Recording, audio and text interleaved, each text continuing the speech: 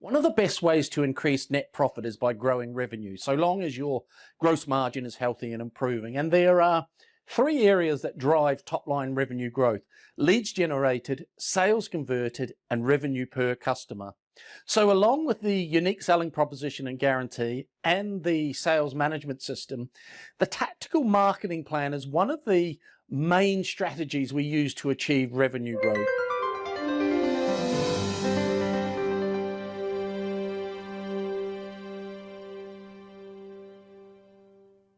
So let me say it again. There are three areas that drive top-line revenue growth: leads generated, conversion rate, and revenue per customer. The tactical marketing plan is the tool we use to plan, measure, and manage our efforts and achievements of these three things. Welcome to Summit Scale, where high-achieving owner-managers come to learn how to grow their small businesses into mid-sized companies. So it all starts with the leads generated.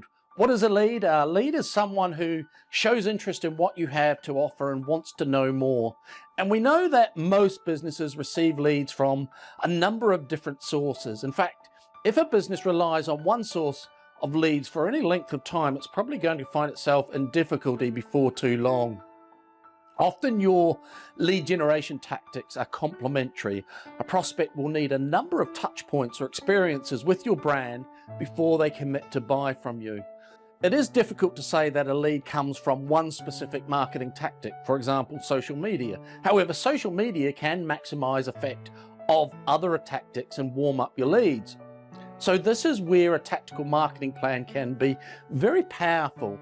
The general idea is to list down a set of tactics you are going to use to generate your leads. Now, many people don't even measure where their leads come from, let alone plan for where they're going to come from. So you list down all your standard tactics, your networking, your telemarketing, your social media, etc. All are included on the list. Ideally, you want to identify 5 to 10 lead generation tactics that you think will make the biggest impact.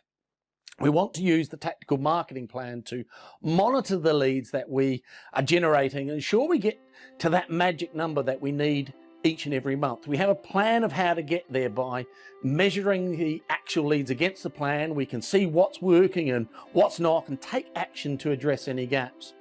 So for example, if we have a plan of generating 6 leads from networking and we have achieved 7, then we know that 2 things are probably happening.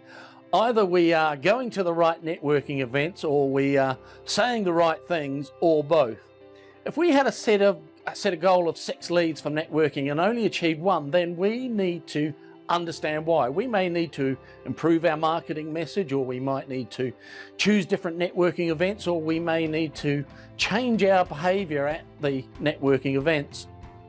We need to measure the results from each tactic, making sure we are keeping on track and making the adjustments. And of course, each of these tactics, when you plan it out, has to have an action or series of actions behind them. So again, using our example of networking, if you plan to achieve 6 leads from networking in the month, you have to book to attend some networking events. If you don't, then guess what? You're not going to get any leads from networking. I always remember a conversation early on with my coach, Eric, when reviewing the tactical marketing plan for my business.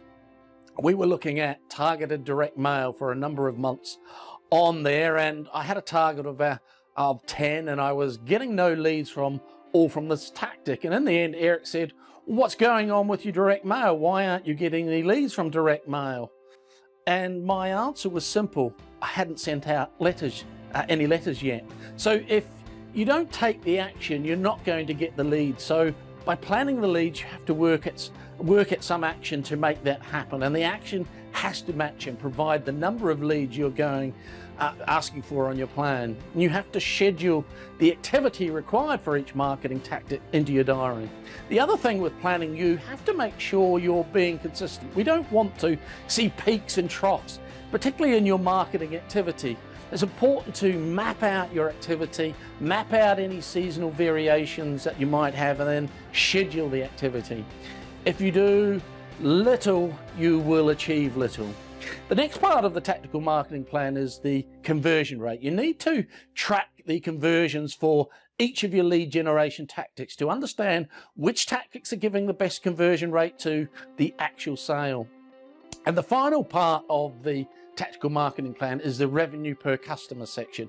You're going to track the average value of the sale for each of these marketing tactics. This allows you to see how much each customer is spending based on the various marketing tactics you're using. Then you can truly begin to understand the return of investment on your marketing spend. I'm Shane Spears of Summit Scale. See you next time.